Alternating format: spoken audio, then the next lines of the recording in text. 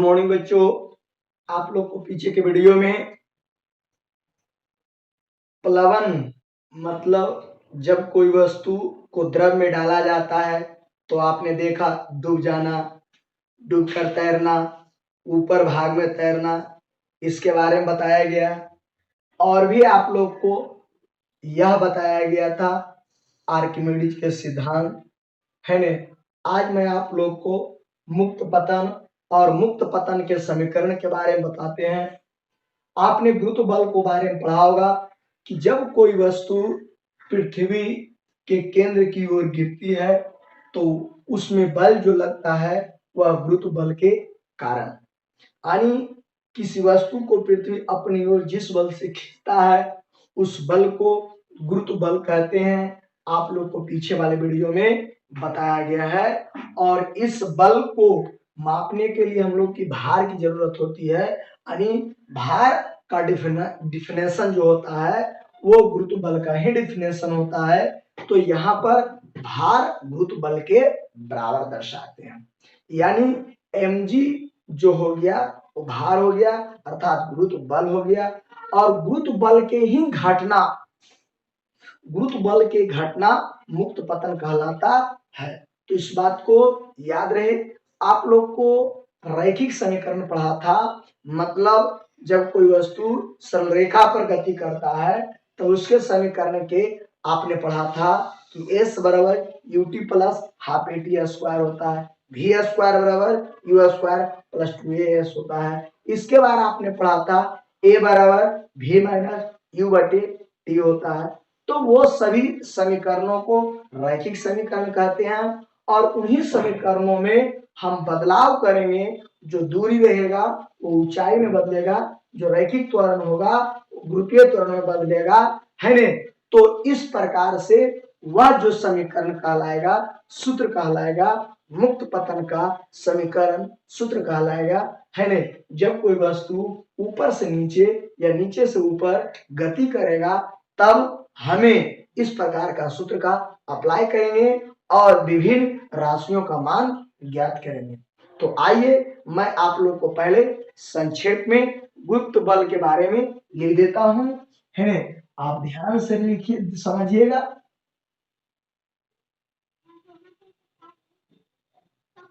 गुरुत्व बल पहले भी लिखा है ने। पृथ्वी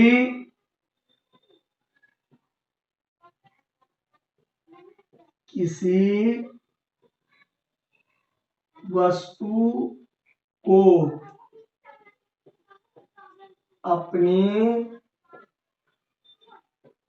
केंद्र की ओर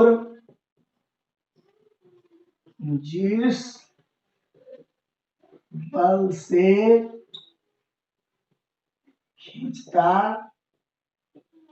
है उस बल को गुरुत्व बल कहते हैं। लीजिए विद्यार्थी जी, पृथ्वी किसी वस्तु को अपने केंद्र की ओर जिस बल से खींचता है उस बल को गुरुत्व बल कहते हैं और गुरुत्व बल की घटना ही मुक्त पतन कहलाता है। मतलब यही चीज सेम लिखेंगे कि पृथ्वी किसी वस्तु को अपनी केंद्र की ओर जिस बल से खींचता है उस बल को गुरुत्व बल कहते हैं और इस घटना को मुक्त पतन कहलाता है। तो इसी रास्ते से हम लोग मुक्त पतन को डिफाइन कर देते हैं। आप यहां पर देखिएगा, मुक्त पतन, और फिर मैं इसका समीकरण लिखूंगा, ध्यान दीजिएगा। पृथ्वी किसी वस्तु को अपनी केंद्र की ओर गुरुत्व बल के कारण नीचे गिरता है, नीचे गिरता है। इस घटना को मुक्त पतन कहलाता है। तो विद्यार्थी जी, आप इसको संक्षेप में भी लिख सकते हैं कि गुरुत्व बल की घटना ही मुक्त पतन कहलाता है। गुरुत्व बल की घटना ही मुक्त पतन कहलाता है। तो इस बातों को याद रखें। और एक चीज, अब जो इंपॉर्टेंट बात है, जो मुक्त पतन का समीकरण होगा उसमें आपको ऊंचाई के लिए संकेत में एच लिखेंगे, है नहीं, गुरुत्वीय त्वरण के लिए जी लिखेंगे। मैं उन बातों को लिखता हूं, लेकिन उसके पहले आप रैखिक समीकरण का बात करते हैं। मतलब रैखिक समीकरण, मैथ का बात नहीं कर रहा हूं मैं। फिजिक्स में पहला चैप्टर आपने जो पढ़ा था रैखिक गति, और उसमें जो सूत्र आया था एस बराबर यूटी हाफ, एस बराबर UT plus half eighty square, तो वो रैखिक गति का समीकरण था। तो विद्यार्थी जी, वहां पर आपको बताया गया था कि जब कोई वस्तु विराम की अवस्था से चलना प्रारंभ करता है तो प्रारंभिक वेग मतलब u का वैल्यू 0 होता है। जब कोई वस्तु विरामावस्था से गति करता है तब प्रारंभिक वेग u का मान 0 होता है। और जब कोई वस्तु गति करके रुक जाता है तब उसका अंतिम वेग 0 होता है, यानी v का मान 0 होता है। आपने पहले भी इसके बारे में पढ़ा। लेकिन विद्यार्थी जी, यहाँ तो है वस्तु ऊपर से नीचे और नीचे से ऊपर की ओर गति करेगा। यदि फेंक रहे हैं तो ऊपर जा रहा है और ऊपर से गिरा रहे हैं तो नीचे आ रहा है। तब यहां पर भी प्रारंभिक वेग और अंतिम वेग होगा। यदि हम नीचे से फेंकते हैं ऊपर की ओर, तो जैसे जैसे ऊपर जाएगा तो गुरुत्व बल के विरोध कार्य हो रहा है। गुरुत्व बल नीचे की ओर लगता है, हम फेंक रहे हैं ऊपर की ओर, तो इसके गति को विरोधी बल देगा, जिसके कारण उसका गति घटते जाएगा घटते जाएगा घटते जाएगा, एक समय शून्य हो जाएगा अंतिम में। तब अंतिम वेग शून्य हो गया। जब अंतिम वेग शून्य होगा तब वहां से रिटर्निंग आएगा। तो जब किसी वस्तु को नीचे से ऊपर फेंका जाता है तब अंतिम वेग मतलब v का मान 0 होता है। लेकिन जब ऊपर से गिराते हैं, ऐसे ऐसे गिरा रहे हैं, तो यहाँ वेग अभी 0 है और जैसे नीचे जाएगा वैसे वैसे वेग बढ़ते जाएगा, यानी ऊपर से गिराने पर प्रारंभिक वेग 0 होगा। याद रहे, मैं बातों को लिखता हूं, है ना, याद रखने योग्य बात है ना। जब कोई वस्तु को ऊपर से नीचे गिराया जाता है तब प्रारंभिक वेग यानी u का मान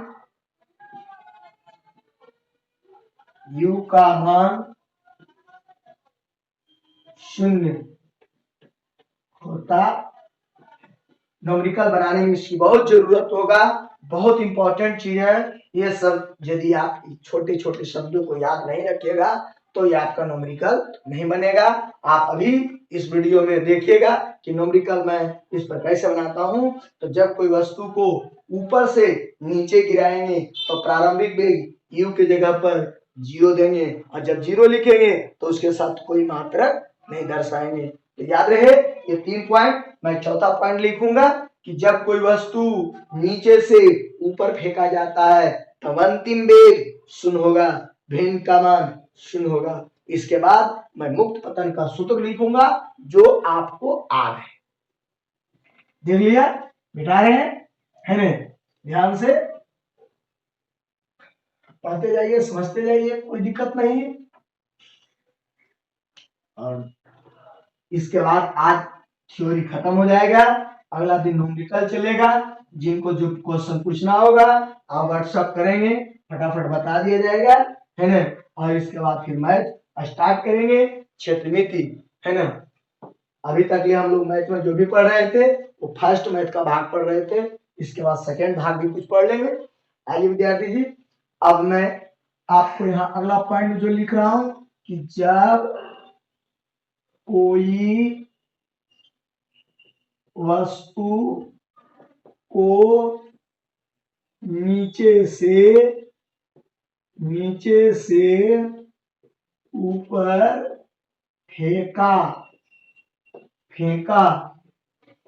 जाता है तब अंतिम वेग, जिसको भी कहोगे, वेग का मान 0 होगा। एकदम याद रखना है।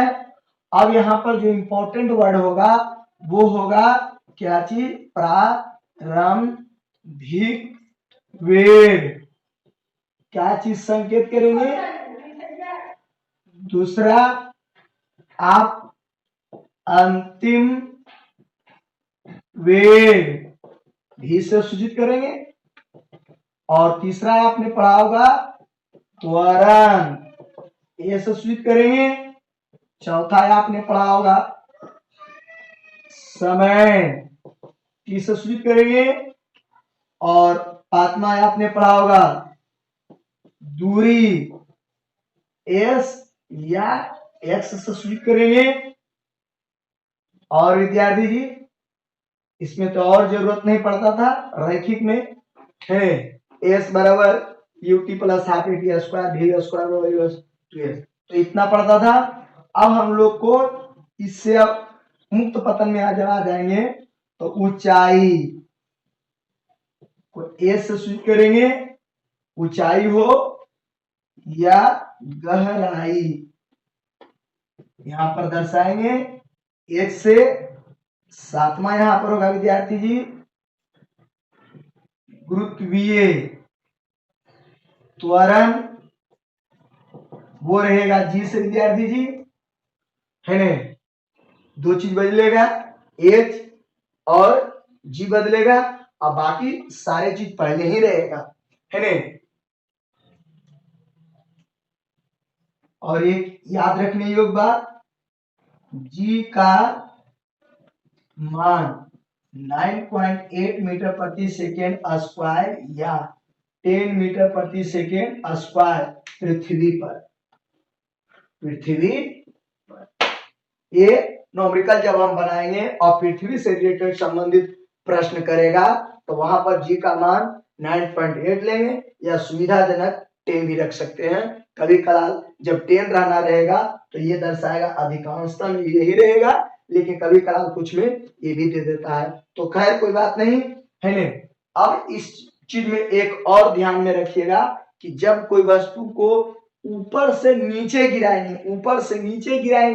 तो जी का मान, गुरुत्वीय त्वरण का मान प्लस में रहेगा, और यदि नीचे से ऊपर फेंकेंगे तो गुरुत्वीय त्वरण का मान माइनस में होगा, क्योंकि गुरुत्व के विरुद्ध हो रहा है, इसलिए याद रहे, है ना? तो उस सूत्र में ही बदल जाएगा, मैं लिख दूंगा, है ना? आप इतना बातों को ध्यान से पढ़ लें कि जब कोई वस्तु को नीचे से ऊपर फेंका जाता है तब अंतिम वेग v का मान 0 होगा। प्रारंभिक वेग चाहे आप कहीं पर भी लिखिएगा, चाहे रैखिक गति के समीकरण में या आप मुक्त पतन के समीकरण में, दोनों में प्रारंभिक वेग u होगा, दोनों में अंतिम वेग v होगा। ये रैखिक त्वरण है ना? और ये समय दोनों में रहेगा, और ये रैखिक के लिए रहेगा और ये मुक्त पतन के लिए रहेगा, ये मुक्त पतन के लिए रहेगा। आप देखिएगा सूत्र मैं लिखता हूं ध्यान से,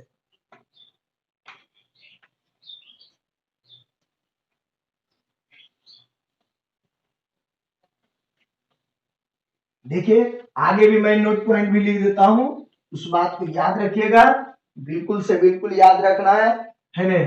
नोट पॉइंट वो क्या? जब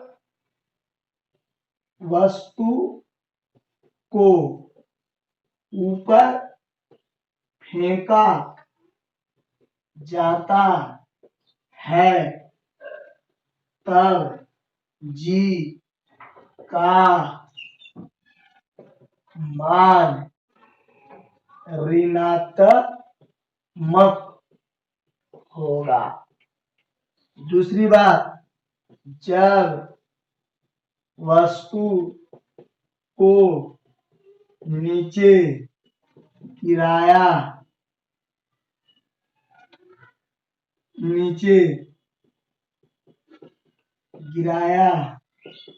जाता है तब जी का मान धनात्मक होगा, है ने। एक हम आपको लिखते हैं रैखिक गति के समीकरण, और एक लिखते हैं मुक्त पतन के समीकरण। सूत्र रहेगा, आप ध्यान देंगे, दोनों सूत्र है। आपने वहां पर पहले पढ़ा था S बराबर ut plus half A T square, है। तो यहां पर बन जाएगा H बराबर ut plus half G T square, समझिए, है ना।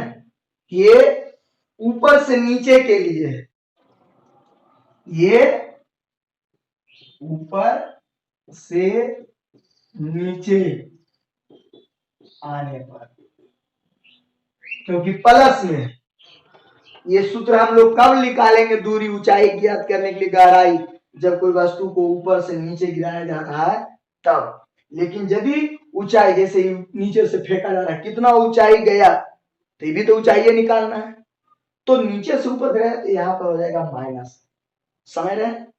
इसके बाद आपने पढ़ा था v स्क्वायर बराबर u स्क्वायर प्लस 2as पढ़ा था।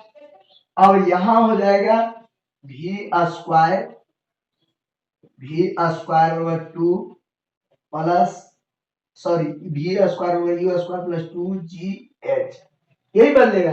a के जगह जो ये था वो g में बदल जाएगा, और जो ये था h में, अब बाकी कुछ नहीं बदल, याद रहे, ठीक है। और आपने पढ़ा था v बराबर u प्लस ए टी, यहां पर हो जाएगा v बराबर u प्लस जी टी, समझ रहे हैं बात को। तो ये था आपको रैखिक गति का समीकरण सूत्र, ये था आपको मुक्त पतन के समीकरण सूत्र, और ये सब प्लस में है, तो कब ऊपर से नीचे आएगा तब वो न्यूमेरिकल में पता चलेगा। मैं बताता हूं क्वेश्चन, और यदि कोई वस्तु नीचे से ऊपर जाएगा तो जहां प्लस है वहां केवल माइनस कर देना। बाकी आप जानते हैं कि दूरी है तो इसका मात्रक मीटर है, तो ऊंचाई है तो इसका भी मात्रक मीटर होगा। ये प्रारंभिक वेग है और ये भी प्रारंभिक वेग है, मीटर प्रति सेकेंड होगा। ये समय है और ये भी समय है, सेकेंड होगा मात्रक। और ये त्वरण है और ये गुरुत्वीय त्वरण है, मीटर प्रति सेकेंड स्क्वायर होगा, दोनों का सेम।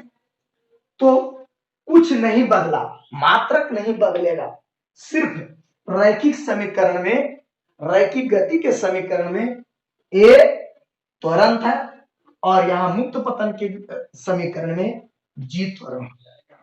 समझ रहे हैं बात को, समझ रहे हैं। इसको हम मिटाते हैं, आप इसको गौर से देख लें।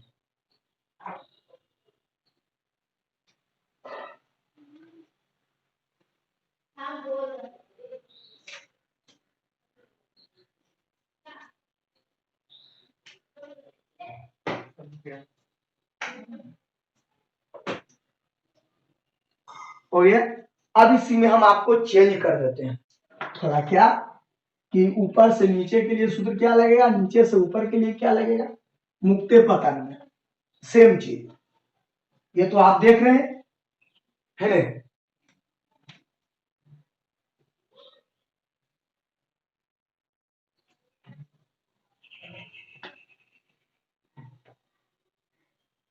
वो तो हम आप लोग को रैखिक समीकरण और मुक्त पतन के समीकरण में दोनों में बता दिए थे। अब यहाँ पर लिखते हैं मुक्त पतन के समीकरण, यानी गुरुत्व बल के कारण या गुरुत्वीय त्वरण के कारण यदि कोई कार्य होगा तो हम ये सूत्र लगाएंगे समी के समीकरण। तो यहाँ दो पार्ट में बढ़ जाएगा, है ना। एक आपको रह जाएगा क्या चीज, तो याद रहे ऊपर से नीचे जाने पर ई लगेगा, ऊपर से नीचे जाने में आने पर, सॉरी आने पर, जब कोई वस्तु ऊपर से नीचे आ रहा है, ऊपर से नीचे आ रहा है तभी सूत्र लगाएंगे। और ये रहेगा आपको नीचे से ऊपर जाने पर। आप संकेत में माइनस जी कर सकते हो और प्लस जी कर सकते हो, है ना, इसी से सूत्र बदल जाता है। तो आपने सबसे पहला सूत्र लिखा H बराबर U T plus half G T square, यहां पर हो जाएगा U T minus half G T square, बस चेंज जाएगा। फिर आपने पढ़ा भी स्क्वायर बराबर you square plus 2as, sorry GH, और यहां हो जाएगा भी स्क्वायर बराबर यू स्क्वायर माइनस 2GH। ठीक है विद्यार्थी, यहाँ आपने पढ़ा भी बराबर यू प्लस GT, और यहाँ आपने पढ़िएगा भी बराबर यू माइनस GT। तो ये रहे बात, है ने। ऊपर से नीचे जाने पर प्रारंभिक वेग 0 और नीचे से ऊपर जाने पर, समझ रहा, ये क्या कर रहा है, ऊपर से नीचे आएगा, तो यदि ऊपर से क्या आ रहा है नीचे, तो इसमें u बराबर हो जाएगा 0, और ये नीचे से ऊपर जा रहा है तो इसमें v बराबर हो जाएगा 0। मैंने ये नोट पॉइंट पीछे लिख चुका हूं, ध्यान रहे। तो ये रहा आपके सामने सूत्र, मुक्त पतन का सूत्र, आप इसको गौर से देखिए। मैं इस पर एक क्वेश्चन देता हूं बहुत आसान तरीका से।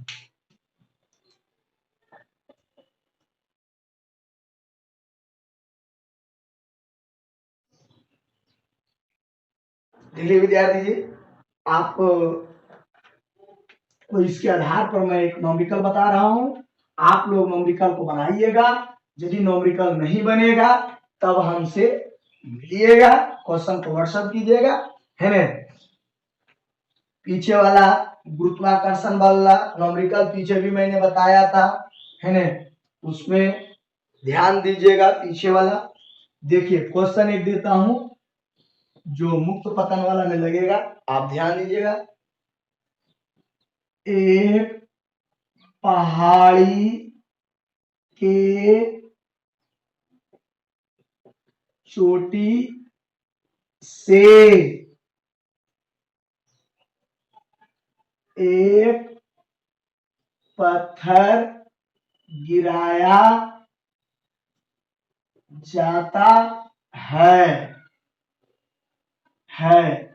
160 मीटर जाने पर उसका वेग क्या होगा। देखिए यहां ये आप देख रहे हैं विद्यार्थी जी, ये पहाड़ी है, और ये पहाड़ी कितना ऊंचा है, पहाड़ की ऊंचाई नहीं दिया हुआ, यहां से एक पत्थर गिराता है और ये पत्थर इतने दूर आ रहा है 160, समझा। तो कहता है यहाँ जो वेग होगा ये वेग क्या होगा, क्योंकि ऊपर से गिर रहा है नीचे तब अंतिम में आएगा, तो यही अंतिम वेग निकालना। आप सॉल्यूशन में जानिए कि सबसे पहले दे रहे ऊंचाई, h बराबर दिया हुआ 160 मीटर, इतने दूर नहीं आता है, ऊपर से गिराया गया तो इतना दूर आ गया, तो ये ऊंचाई हो गया। और आपको बताए थे कि जब कोई वस्तु ऊपर से नीचे गिराएगा तो प्रारंभिक वेग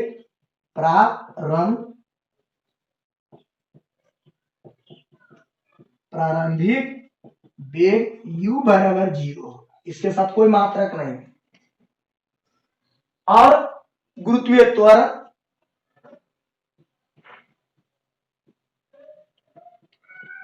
ये पहाड़ी पृथ्वी पर है, इसलिए गुरुत्वीय त्वरण जी का वैल्यू आप 9.8 मीटर प्रति सेकेंड स्क्वायर या सुविधाजनक 10 भी ले सकते हैं।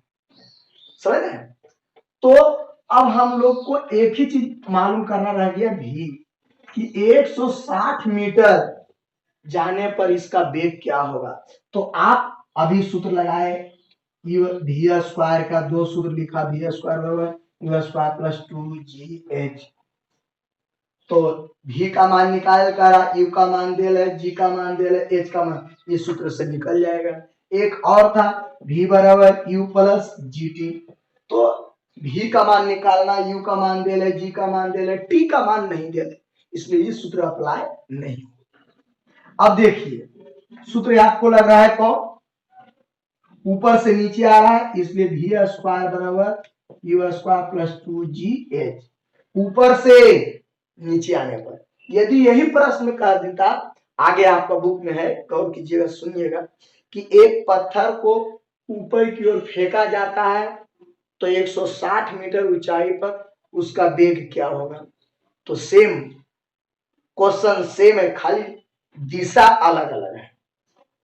तो इसका वैल्यू निकालना है, u का वैल्यू 0 हो गया, 2 हो गया, 9.8 ले लेते हैं, 160 हो गया, देख लिया, ये वी स्क्वायर हो गया, ये 0 हो गया, और ये आपको आ गया 2 196, 8 दूनी 16, हाथ में रहा 1, 9 दूनी 18, 1 19, इतना आया। एक अंक के बाद दशमलव, और ये 160, दशमलव नीचे आ गया 10 है विद्यार्थी, 8 दूना 16, हाथ में रहा 1, 9 दूनी 18, 1 19, एक दशमलव उड़ा नीचे 10। अब आ गया वी स्क्वायर बराबर 196 गुने 160 और बटे 10, इसे कट गया, स्क्वायर से रूट चढ़ा देंगे।